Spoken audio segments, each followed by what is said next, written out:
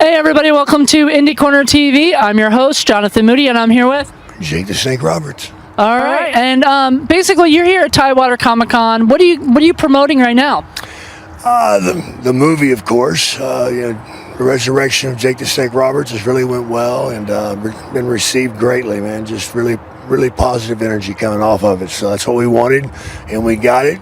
I'm out here just meeting the fans, man. I like meeting the fans. You know, you never get a choice when you're that guy. And unfortunately for me, I was in a cloud most of the time back then anyway. So where I'm at now, being sober now for almost 5 years, is just wonderful, man. And getting out and meeting people that maybe are struggling, and that's what I do now. Wow, that's amazing. That's do you go out and actually do a lot of talks and everything? Yeah, I try to get out. I basically like the one-on-one, man, because if a guy's struggling enough to come seek me out and look me up, I'm going to stand and talk to him and see if I can help him out or at least get him going in the right direction. It's really positive. I mean, that's a positive message to send to people. Absolutely, man. That's what it's all about, to giving back. And, so many times everybody knows somebody that's struggling. But most of the time we avoid that person, we don't answer the phone, or we just walk off. And that's so wrong, because that person, no matter what kind of person they are, man, is reaching out. They're dying. And for us to avoid them is so wrong, so very wrong. And I get why we all do it, because we don't want to have to count our money once they've left the house, or look at what else they might have done. But in the same instance, man, do you really want to let them go? Wow. This is not exactly the picture of what people are probably expecting from you. I mean, knowing who you are as the wrestler and more like kind of a villain, kind of character. It's really great to see this side. If you die from drinking, I want to kick your ass and let you die. Exactly. There you go. Right. So, what kind of message would you want to send to your fans? Just keep looking for me. I'm out there doing comedy now, man, and basically my comedy is just road stories, telling you the insane stuff that happens on the road, that locker room story that you've always wanted to hear. I've got it. So keep your eyes open, keep your ears open. Just never know when I might show up. All right. How can people reach you social media wise? Go on your damn phone, man. Tweet me, man. Are you Jake the Snake Roberts? Hell yeah. I think I am all the time, 24/7. See you next time. All right, thank you. Thank you guys for watching.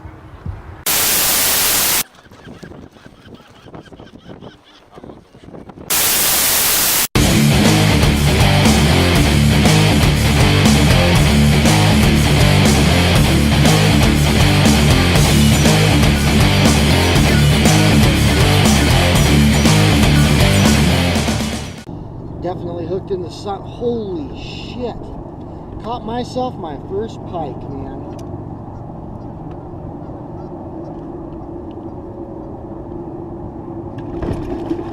Oh, snap the line. Son of a bitch.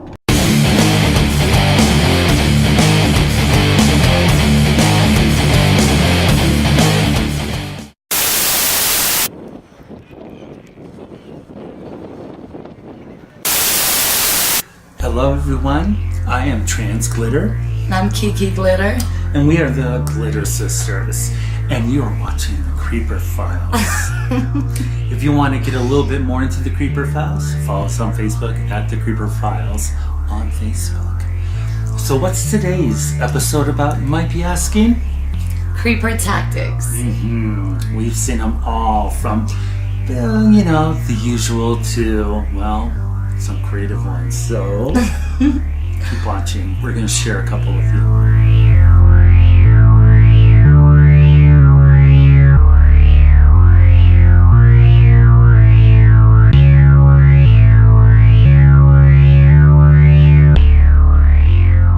So first off, we have the romantic. Oh, the romantic creeper. I think that's my favorite. Yes, they're the ones that, they just want to marry you.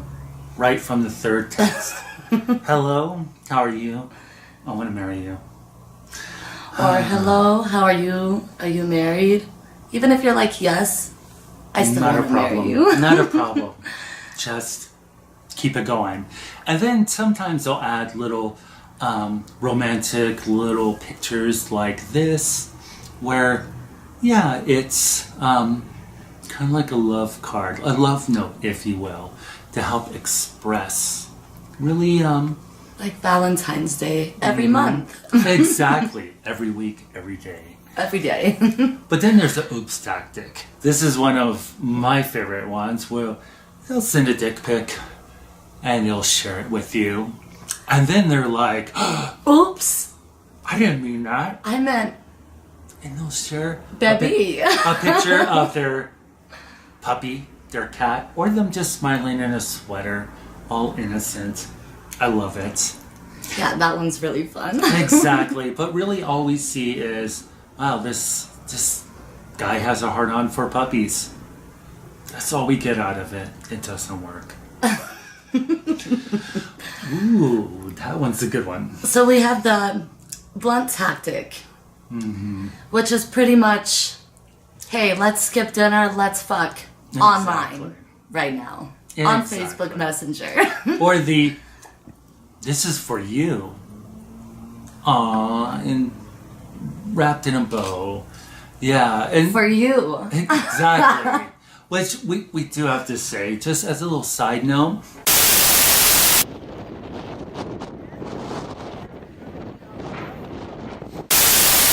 Has a story. Who they are, where they've been, and where they'll be headed. These are uncut, unedited stories from people I thought seemed intriguing. Join me as I bring you their stories. So, Nina, you are a psychic? Yes, I am. Natural born psychic, or is this something that you learned? Natural born. Been doing this since I'm 6 years old. 6 years old. Has this always been your career? Or did you have another job? No. I was an electrical engineer, CPA, played for the New York Philharmonic. But this is something my grandmother cultivated in me. It runs in my family. It skips generations.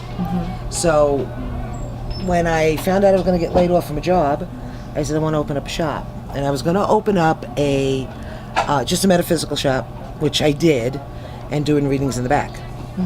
And then I met Charles, and he came in, and he used to do psychic readings also. He's very good at it. And we went from there to the toys, and then we ended up getting married. And this has been our life. We're here 7 days a week. So when you do a psychic reading, do you hear people talk to you? I hear these stories of angels and saints and guides, and is that something that you hear? I don't hear that. I see. Physically see I in your physically mind? see them. Like right now, I'm sitting here right now, you have a gentleman behind you. Is he good looking? He's older looking. I'd say he's in his 70s. He passed quite a while ago. Now, because I see that doesn't mean it could be a grandfather or an uncle. It could be anybody. Is he friendly? Yeah. they Or should I always move? are. They're not here to hurt us. They're here to help us. That's why they're here. Can you speak to them? Can you ask Always. him why he's here with me? Basically, for you, to be honest with you, and you had mentioned a psychic reading, the only reason he's here is to keep pushing you in the right direction. Am I going in the right direction? Right now you are. For a while you weren't. Good. For a while you were a little lost. You weren't sure where you wanted to go. And if you...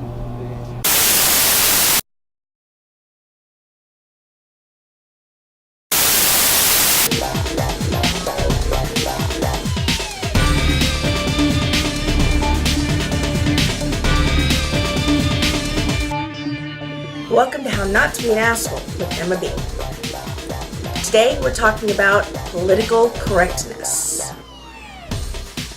This has become a hot topic this year, thrown out every time someone says something that's not awful. The phrase means the belief that language and practices designed to offend should be eliminated. It means that you as a human being take the time to think about others before you open your mouth.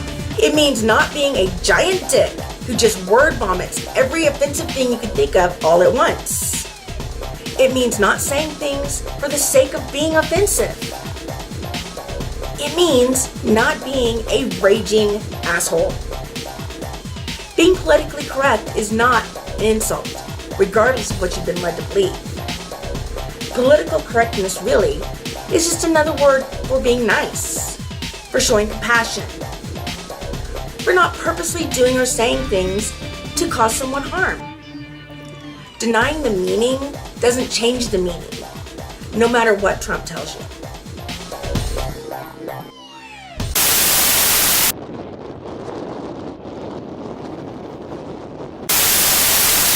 Salutations, plebeians. Franklin Lee here from the Pro Wrestling Hall of Fame here in Wichita Falls, Texas, with a live edition of Dose of Truth. For today's topic on Dose of Truth, I want to talk about something that was brought up by a good friend of mine, Isaac Moran, and that is, what was the golden age of pro wrestling? And the answer to that question is actually very simple. There were actually two golden ages of pro wrestling. There was the golden age before my lifetime and the golden age during my lifetime. The golden age before my lifetime was the 1950s. Why? Because you had stars like Lou Thez, Buddy Rogers, and Gorgeous George who helped bring pro wrestling to television, which back in those days was revolutionary because television was a relatively new invention and very few people had television. And the golden age during my lifetime was the 1980s. Why? Because that's when wrestling was still great and we had territories and promotions galore before the WWE pretty much took over everything. Because you not only had the WWE, you had the NWA, Mid-South Wrestling in Oklahoma, the Memphis territory run by Jerry Jarrett and Jerry the King Lawler, World Class Championship Wrestling in Dallas, Texas, run by the Von Erichs, the Amarillo territory run by the Funks, just to name a few. So, if anybody ever tells you or asks you what was the golden age of pro wrestling, tell them that was easy. There were two of them, the 1950s and the...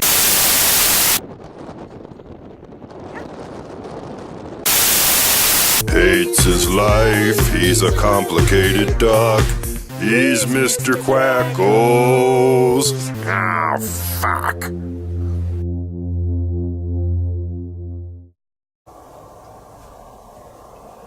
I can't believe people watch Duck Dynasty. Turn that crap off. Offensive. Unbelievable. Just unbelievable. So what do you want to do now, huh? Well, I don't know. What do you want to do? I think you know what I want to do.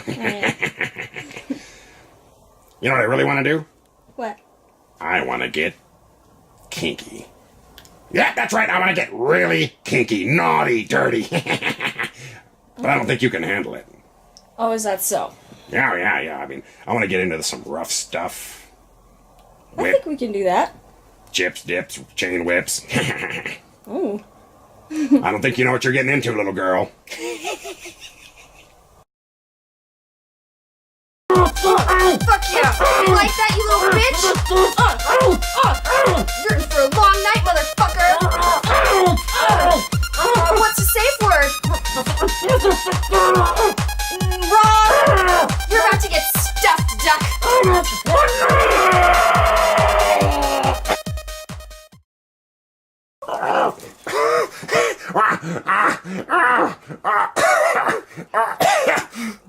I love you. Hates his life, he's a complicated dog. He's Mr.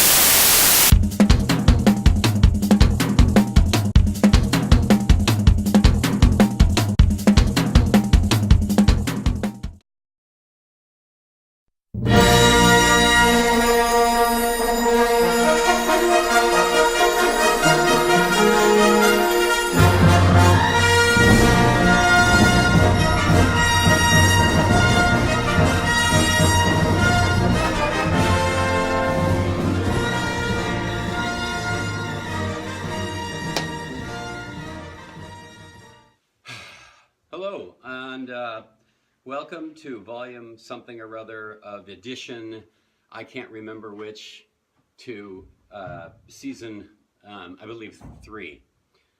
season 2 was canceled because of discrepancies with some trademark issues with a logo that I had no idea that I was using illegally. So let that be a lesson to you people.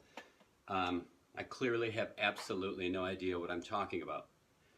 I'm going to be messing around with a groove that I hope to be recording at some point soon. And you really, really cool people, you cool cats, will know what it is by listening to this. Now, I've done a lot of talking, which I don't plan on doing again, and I just got started working on this. So I'm just going to try to run through it a couple of times. If you know who it is, feel free to comment after the video, and we'll see how bad I make this sound. Sound fair? Okay.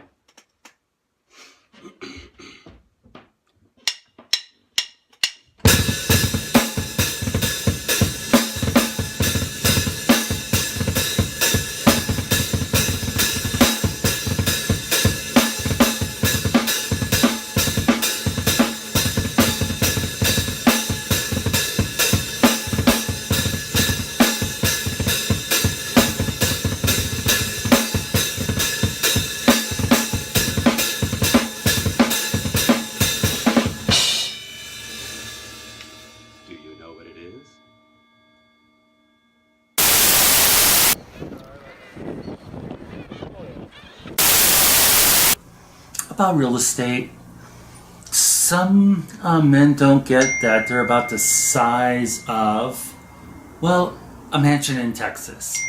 And we're kind of working with, well, I would say the size of a loft or a studio in San Francisco.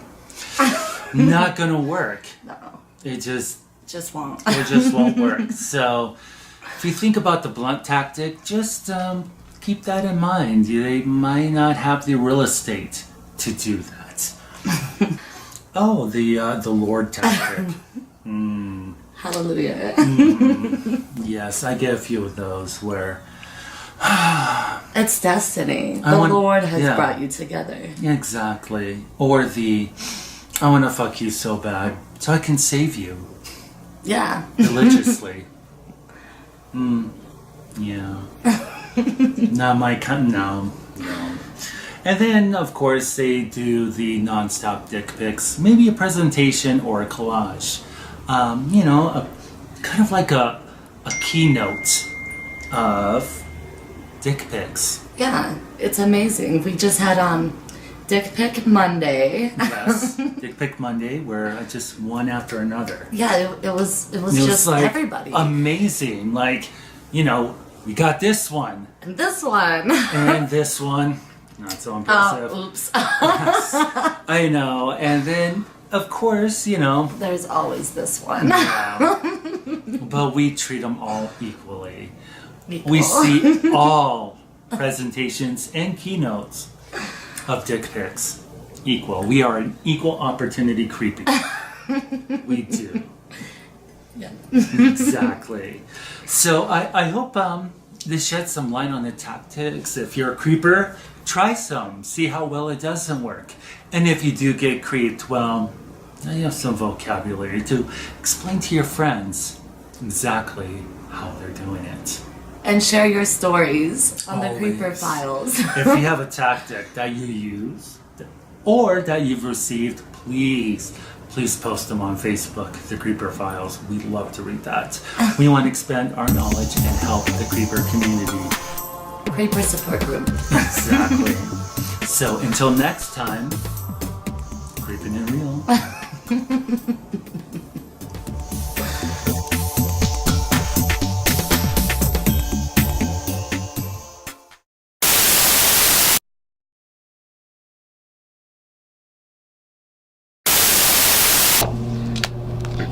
And it is showing medical, so I'm not going to go, oh, you're in the medical field, because kind of it is in the medical field, but we already said that, so I can't say, I figured that out. You still have a lot of work to do, quite a bit.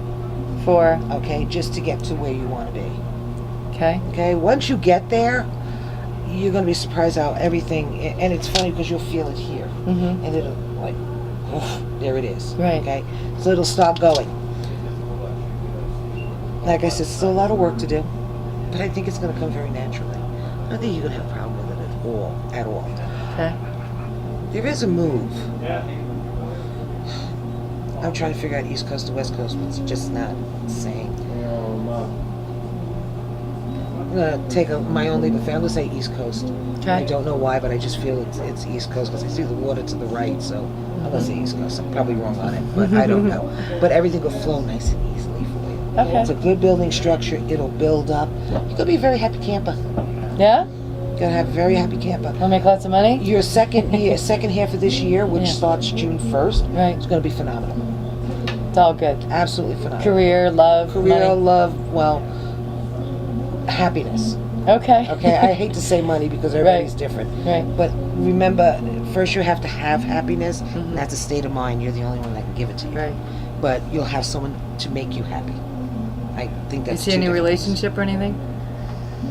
Don't see anything right now, because this would tell me relationship. Yeah. But from what they're telling me, they're just saying just let it fly. So have fun. Okay. I tell you, enjoy it. Not many people get to enjoy it.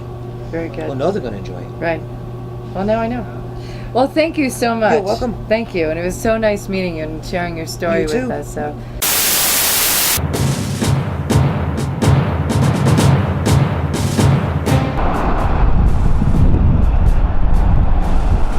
Simple question. What's the most American city? Now, I know what you're probably all thinking. New York, maybe Los Angeles, maybe a few scattered Dallas. No. St. Louis. I know what you're thinking. St. Louis, the most American city. Give me a second to prove my case.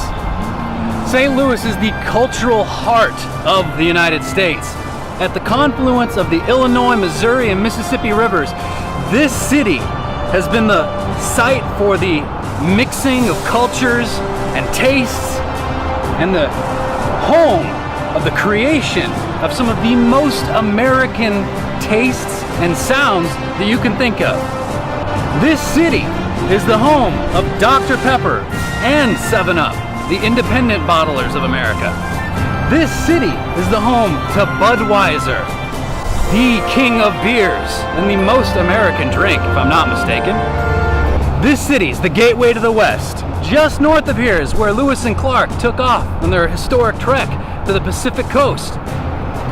This city is the home of the hamburger. You got that right, not Hamburger, Germany. No, the 1904 World's Fair held right here in St. Louis is where the hot dog and the hamburger were popularized to the masses. They might be embraced everywhere in this country, but they started to be popularized here. That's not all. Is there anything more quintessentially American as a kid than eating a peanut butter and jelly sandwich? Peanut butter! Right here! St. Louis! This is the home of the blues, America's contribution to music the world over. This is the home of barbecue. I know what you're thinking. Barbecue? You can get barbecue all over the South. You can get barbecue in any city in the country. Why is St. Louis the home of barbecue? Easy answer. This city consumes more gallons of barbecue sauce per capita than any city on the planet. Barbecue sauce is what defines barbecue, at least in my mind. So, whether it's enjoying the chocolate mint on your pillow, wherever you happen to be lying your head in a hotel, it started here. Chocolate on the pillow, St. Louis, started here. Whether you're kicking back and enjoying barbecue and drinking a Budweiser with your buddies, remember to thank St. Louis. It all started here. Until next time, I'm Garrett Kuhn. Remember, this land is yours.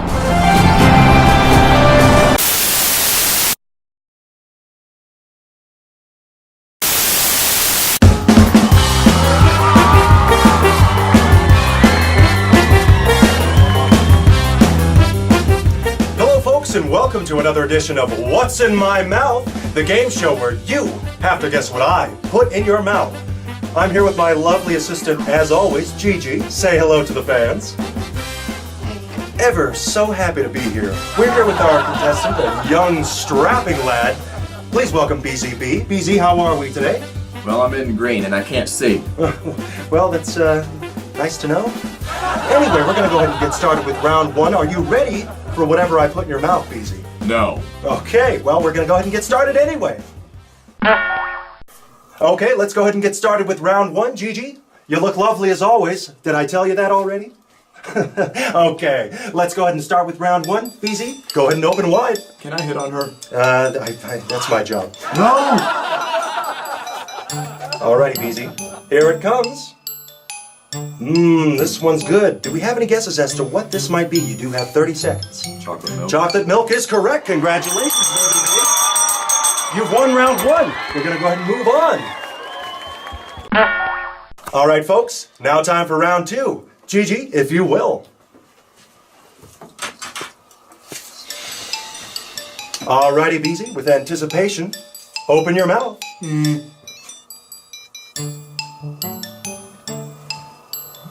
Now, Beezy, you do have 30 seconds to guess this food item. Turkey. Turkey is incorrect. You're on the right track. Ham. Ham is correct. Congratulations, Beezy B. You made it on to round 3, so let's go ahead and get started. All right, folks, it's time for round 3. Beezy, you're very close to winning. Are you excited? Oh, totally! Oh, you're a little more excited than Gigi, I must say. Oh, it's okay. It's a black thing. Shh. Look, I'm not going to go there. Don't look at me that way. Alrighty, it's time for round 3. Gigi, if you will.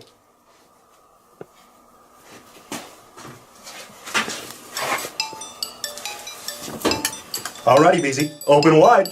E. Alright, 30 seconds on the clock, Beezy. Cheese. Cheese is correct. Could you go deeper? Swiss. Swiss is correct. Congratulations, Beezy. You have won the prize. Now, Beezy, we're going to take this mask off of you. I was just getting used to it, though. Now, Beezy, since you've won all 3 rounds, we're going to go ahead and leave you with this lovely photo of me, which is great. And since you're a young man, we have pussy. Fantastic, Beezy. The green room's now. Okay, we've had enough. All right, go ahead and walk off the set. Thank you. 0. Alrighty, we want to go ahead and thank you for watching What's in My Mouth. I'm Christopher Feely, here for Gigi. Have a great night.